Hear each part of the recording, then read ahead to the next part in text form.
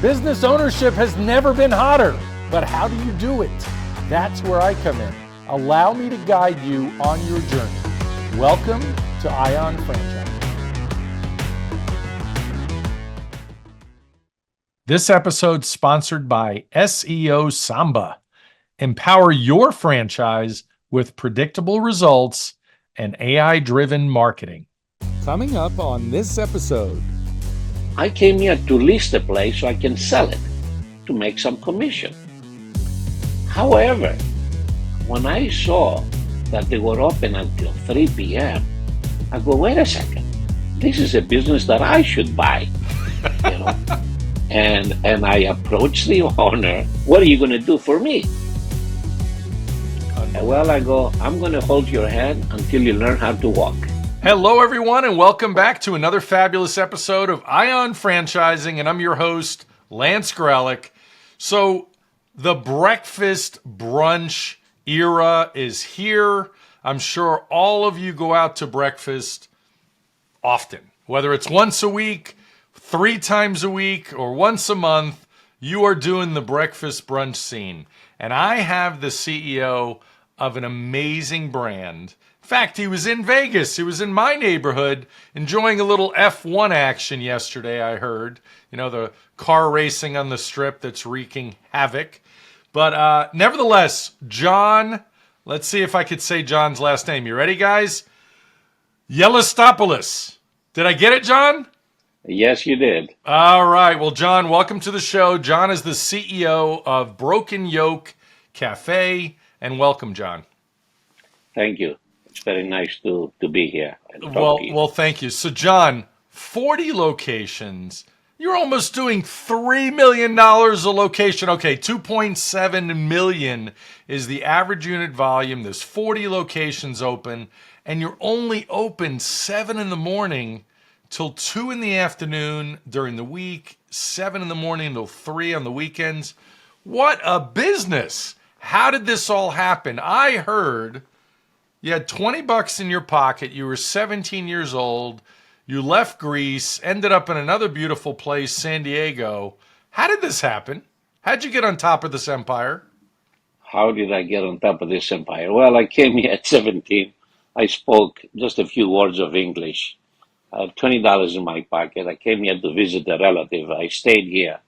And I went to school. I went to school to learn English, and then I had to get a job. And what do you do with no skills? You The got to restaurant business. You got to wash dishes, right? You know, and from there on, you know, I learned the kitchen, and I went from one restaurant to the other. And after quite a few years in the restaurant business, working 2 jobs, one in the daytime, one at nighttime, and going to school at the same time, creating a family and kids and wife and stuff. And it was go, go, go, nonstop. There were days that I did not see the sun go down. Yeah. You know, I wasn't enjoying the family and stuff. And I was tired with that routine. And then I went into a business brokerage, and I was selling businesses. And I came across Broken Yolk. And I came here to list a place so I can sell it to make some commission. However, when I saw that they were open until 3 p.m., I go, wait a second, this is a business that I should buy, you know. And I approached the owner, and he was hot and cold. And it took me about a year and a half until somehow he got in trouble, you know, internally. He had a couple of partners, and then who was the one that was persistent after him for a year and a half? I got the phone call by another person, a third party that he assigned the business to, and we made the deal. I love it. And So, I go ahead. no, I was going to say, we're going to talk more about that. I just want to make sure that the listeners or the viewers don't miss out on 2 valuable lessons that you've already delivered. Number one, you have to be persistent with your goals or anything you want to do, because you were very clear on that.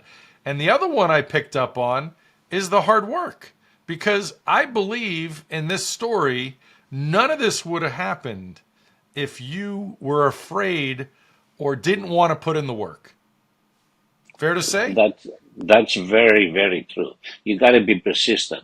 You want something, you got to go after it, no matter what. You got to go after it. You got to go conquer it, get it. Yes. Yes. Go conquer and get it. I love it. So talk a little bit more. This was the original owner of Broken Yolk that had how many locations that you bought? I bought one location. One location, and that was how One long location. ago? That was in '93. Got it. Yeah. And at that point, it was a fixer upper, or the bones were good, so to speak. Well, actually, the bones were good. The place was closed for 3, 4 weeks, and I took over. I went back to the little office. There was the list of all the employees there. I called all the employees, and they were glad to come back. And we started, working. Now, the first week, 2 weeks, business was scarce. There was not much action. And now, of course, I'm pulling my hair. I don't know what to do, and I'm sitting in the office one day after closing, and right in front of me, I have the Rolodex. You know what that is. Of As a course. matter of fact, I know I exactly what a where Rolodex where is it? Where is it? It's over here behind me somewhere. is. Okay, and It's and essentially for those playing at home that have never okay. seen one. There it is. Okay, here's the Rolodex. Yeah. Okay, I still have it after all these years. Okay, So wait, John, so I have to let everybody know, if you're not watching on YouTube or on Spotify video, let me tell you, a Rolodex is a card catalog of phone numbers, as if your contacts in your phone were hard copy. Imagine hundreds of them on pieces of paper stuck to a round device that rotates them around. There you go. There's the description. So you had the Rolodex, and what did you do with that? so I open the Rolodex and I'm desperate now. I need some action. So I open it up and I see a name. Some people that I dealt with in the past during my business, during my work with a business brokerage. So I call it, say, David or Oscar. I go, hey, how you doing? This is John. I own a restaurant. I like to invite you and the family. Come in anytime, breakfast on me. And then right away I said, okay, I need to call more people and more people. So I called like 40 or 50 people. So the weekend comes, and of course, the place is packed. Yeah. I had 3 servers, and they look at me. They say, where is all these people coming from? I didn't tell anybody what I did, you know. So I go from table to table. I go, David, thank you for coming. I take the ticket, put it in my back pocket. So I keep collecting, all these tickets. Everything is comped, right? Yes. At the end of the day, my wife used to work for a Union Bank, Monday through Friday. On the weekend, she would come and help me. So she comes to do the cash register, the old-fashioned, right, cash register. We Yep. didn't have computers back then. And he tells Javier, the cook, he says, ask John to come in the office. So I go back there and I go, yes, honey, well, what's going on? She says, there's something wrong with the money. There's money missing. There's tickets missing. Oh, I go, by the way, listen. So I pull like 40 or 50 tickets out of my back pocket and I throw it on the desk. I go, all these are comps. She said, what? I go, yeah. It was busy today. We're going to do it tomorrow and next weekend. We did it for about maybe almost 2 months, for 6 to 8 weekends. And, we built the momentum. Yes. We built the momentum. And from there on, business started going straight up. So to me, it was a very good learning lesson. When somebody's desperate, you got to create something. You got to come up with an idea. It's not just sitting on a corner and crying about it. Yeah. For me, it was a big lesson. I love it. So you built this tremendous business, obviously through your hospitality and your hard work and your persistence. When did you get to a second location? Was that a corporate location or did you start So, franchising? so we were doing so well. We had 80 seating capacity. we bought the property next door. We went to 300 seating Woo! capacity, and 300. we still had an hour and a half wait.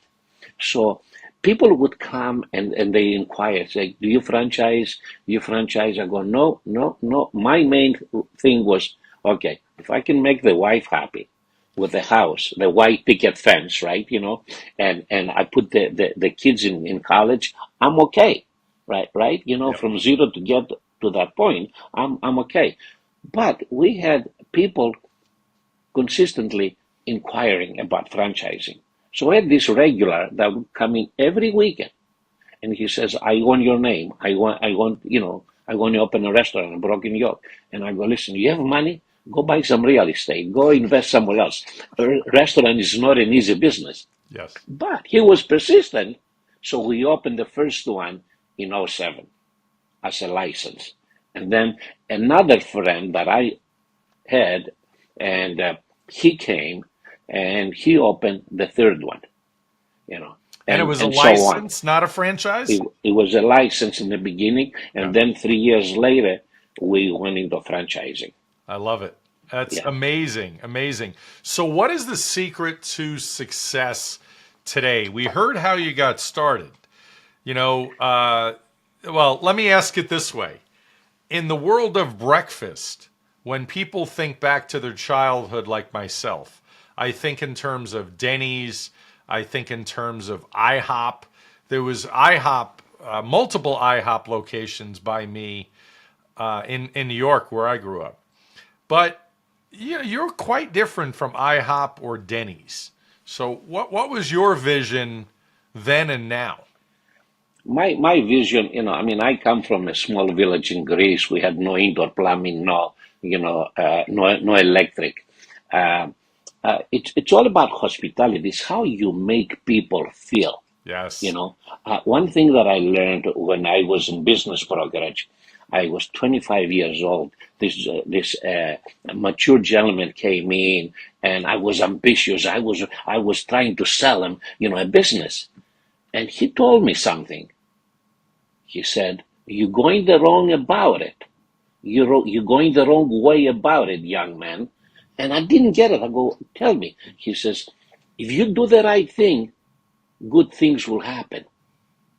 Like, don't think about the money. Think about making the guest happy, Yes. and everything else will be in place." Since then, this is what I am practicing to this day. And I this love is it. what I tell my employees and everybody that I know. I love it. Because people are ambitious. Okay, it's great to be ambitious, but don't show that of course, that's a given. We're here for the money, but try to make the guest happy, Yes. and everything will be in place. Yeah, it is amazing that hospitality and great customer service sadly seems to be a dying art. Everybody wants things fast. They don't want to talk or interact with people, but they do. They do. They're just fed up with terrible service, and people will pay more for great service, right? Yes, we. I have like 5 or 6 servers. One of them has been here with me 30 years. Wow. The other one 22 years, 20 years, 19 years. They know all the regulars. They know all the customers, most of them. And they Yeah. come here because, you got to make the guest feel like they are your friend coming into your house. Yes. When people come into your house, you open the door, please come in, have a seat any you like. What would you like to drink? Right away. Make Yeah. them feel comfortable, make them feel good. So you started franchising, and you've been franchising for how many years now? Was it Well, 2007, did you say? Well, in '07 we started licensing, and in Licensing. 2011 we started franchising, and we did convert the licenses into franchises. Perfect. So you have quite a few franchise owners that have more than one location, correct? Yes, yes, correct. We have Well, 11 franchise owners, and one of them owns 10, another one owns 9. We have one that owns 6, one that owns 5. Yes, well, John, I'm happy to tell you, as a franchise broker and a former restaurant franchise owner, and you know this already, that is the biggest sign of success, that people not only want to open one, They want to open 2. They want to open 3. They want to open 5. It's pretty amazing. So I love your success, and I Thank want to you. hear more. So the typical square footage, how big are these locations normally? 4,000 plus. 4,000 plus. And overall, what does it really cost to get these open? We all know it's going to depend If on. it's a Yeah, second generation, it can cost under half a million. If got it. not, if it's just four walls, it can cost up 1.5 million. Okay. But if it's a second generation space, which means it maybe has some good bones, good electrical plumbing, and maybe was some sort of restaurant, half a million as much as a million plus. And to do 2.7 million, obviously eggs and breakfast and pancakes are good profit margin. You're not selling shrimp, right? Well, the old timers they were saying you got to pay your rent in 2.5 days of sales. So there's the labor and the food cost cannot be more than 55%. So I try to stay with those numbers because those numbers work. Yes. Yes. Good. I love it. And obviously, your franchisees agree because they have many locations. So, what is your growth strategy now? What states are you currently in? Obviously, you started in California, but what Yeah. states are you currently in, and what's the growth plan? Well, well, we're in California, we're in Nevada, we're in Idaho, we're in Arizona, and we're in Texas. We're the 5 states. I'm building infrastructure within our office over here.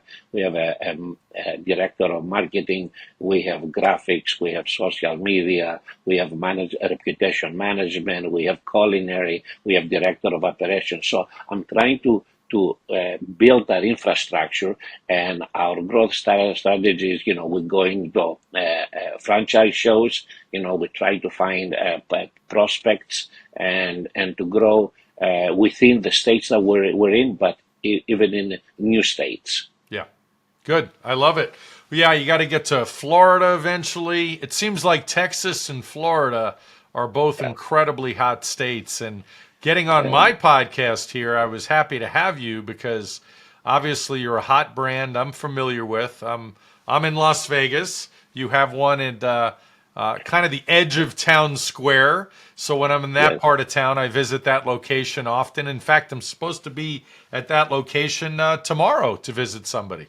Funny enough. yes, So, we have four in Las Vegas, and we're opening the fifth one in January. got it. Love it. Congrats. Thank So, you. talk about who you're looking for. If you were going to look at your top performing franchisees now, your top 2 or 3, what do they have in common? Did they come from the restaurant business? Actually, the first one, who has 10 locations, did not come from the restaurant business. That's why I kept telling him, I go, if you have some money, go invest it in real estate. Yeah. But he was persistent. But now he became a franchisee and he owns 10 locations. As a matter of fact, he's working with some other brands himself. The second guy that owns 9 locations, he was a marketing uh, executive for Los Angeles Lakers, Wow. but he was living in LA. He didn't like the traffic, and everything. He moved to San Diego, and that's when he started looking for a breakfast and lunch concept because he just got married. He was, make some kids, and have a family, and that's why he wanted, those hours. His grandfather was in the restaurant business. Maybe something happened from there. Maybe he liked that his grandfather worked in the restaurant business, and now he owns 9 locations.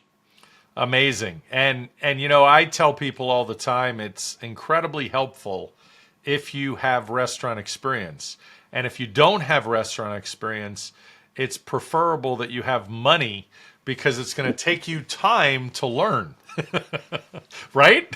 You start to Correct, lose correct, money in the beginning when you don't know what correct, you're doing. correct. Yeah. So, John, talk about your training, knowing that you've already trained people that had no restaurant experience.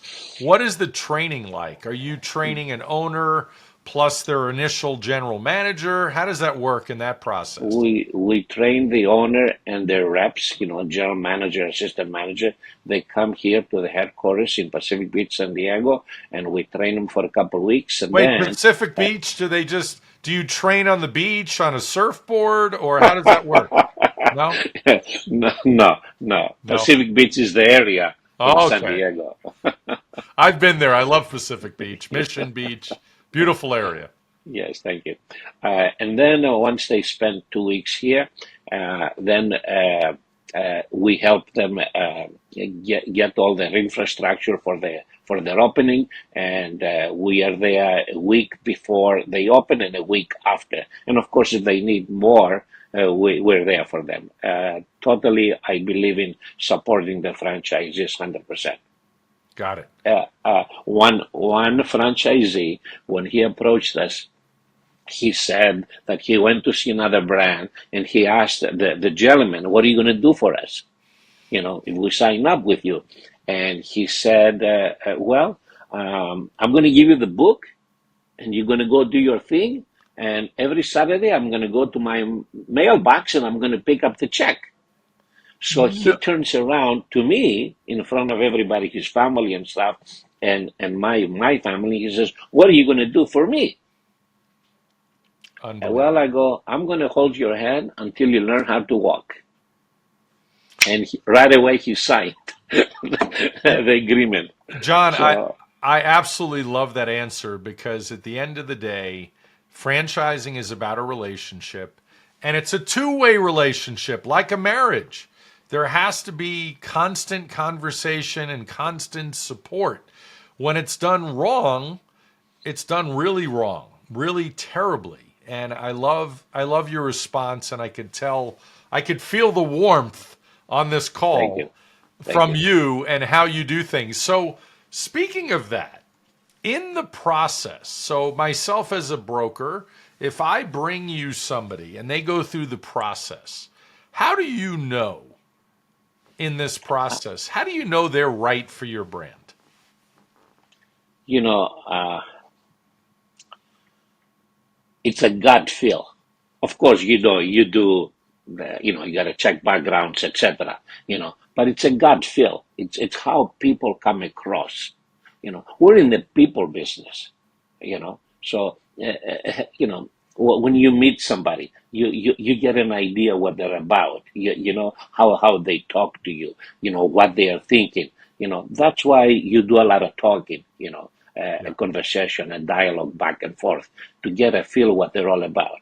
And then you'll know. The gut tells you it's either yay or nay. Yeah. Now, in the process, in your selection process, do the prospective franchisees have an opportunity to speak to the existing franchisees and hear about their Absolutely. experience? Absolutely. We recommend that highly. And we give them, two, three, four, however many they want.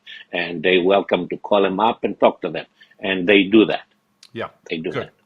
Yeah, that validation is one of my favorite parts of any good franchise process because as a prospective franchisee, sometimes talking to the best franchisees, they'll tell you, yeah, you're not really right for this, or you like to play golf too much. This is a business you need to work a little bit, right? Well, some franchisees have ulterior motives. One guy says to me, "Why this guy called me? You don't need to do anything with somebody else. I'll open the restaurants." Well, it's funny you said that because I tell my candidates all the time that I'm helping with a franchise, whether it's home services or restaurant. I always say, don't call the franchise owner near you because they tend to get very territorial because when they really like the brand, they want to eventually buy the territory you're looking at. That's right. That's right. Yeah. So, John, now that you've been in franchising so long and you've had such great success, what would you say to a restaurant owner, not in the breakfast business, not a competitor to Broken Yolk, but what would you say to a chicken restaurant that is independent and is where you were all those years ago? What would the advice be? How do they know if they're right for franchising? Well, how they know if they're right for franchising? Well, you got to build some systems. You got to have the quality.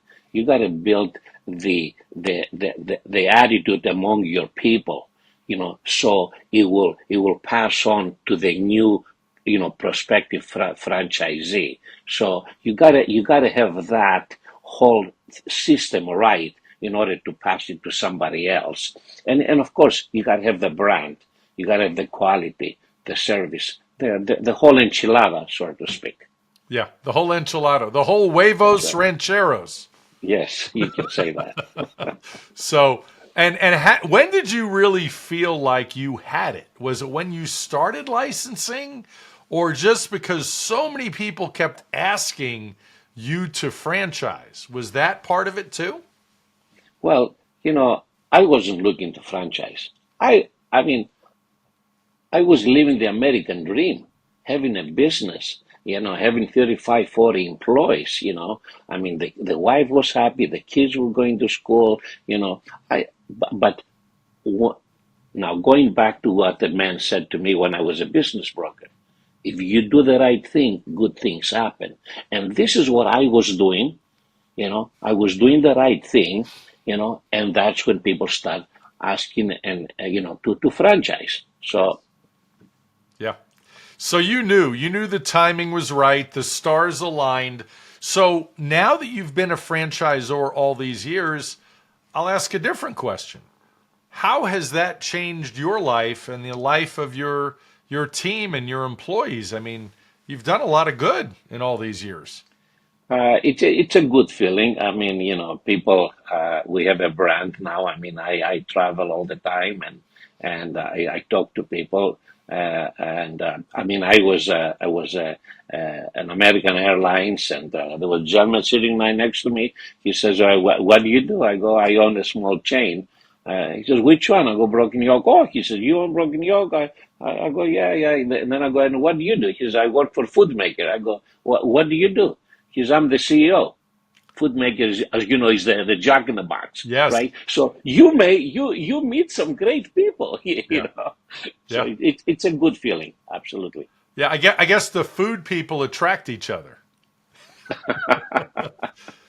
So, John, final thoughts, final words of wisdom for those listening, especially people that, look, the average American wants to be their own boss. Most don't act on it. Most people are stuck in a job they don't really like, and they have bills and college coming up for kids, and they don't necessarily want to make the move, but a lot of people are looking at franchises. So, what advice would you give them in Well, general? what advice I have is don't be afraid. Go out there, take a risk, and number one thing, work with passion. Work with passion. Work with your heart. Don't just think I'm gonna just go do it and I'm gonna make so much money. Take the money out of your mind. Go do the right thing, and the money will come. It's inevitable. I love it. That's my experience. I love it. I have to ask a follow up to that, John. There are people getting into home service brands like air conditioning. I personally have a friend that owns Great Clips hair salons, and he's bald and doesn't know how to cut hair. He was more passionate about serving people and not being employed by a job that didn't appreciate him. So how do you get passionate about painting or hair salon business when you don't even know those businesses? What are your thoughts? Yeah, Just yeah. I think you need to be a people person. Now, I always say to my people, anybody can give you two eggs. It's how they give them to you. You were talking about service earlier. You go into a place and it's a transaction. It doesn't have to be a transaction. You gotta. I'm sure there's a book out there called Guerrilla Marketing. Yes. Pretend that you're the gorilla, and the guest comes in, and you grab the guest, and the gorilla, and once you're in the arms of the gorilla, fluffy and feels good and safe. That's exactly how you want to make the guest feel. If Yes. the guest feels like that, they will be loyal. They will follow you for a long time. I love it. Well, John, thank you so much for being here. Broken Yolk Cafe, great franchise, doing big things, and anybody would be lucky to get into your franchise.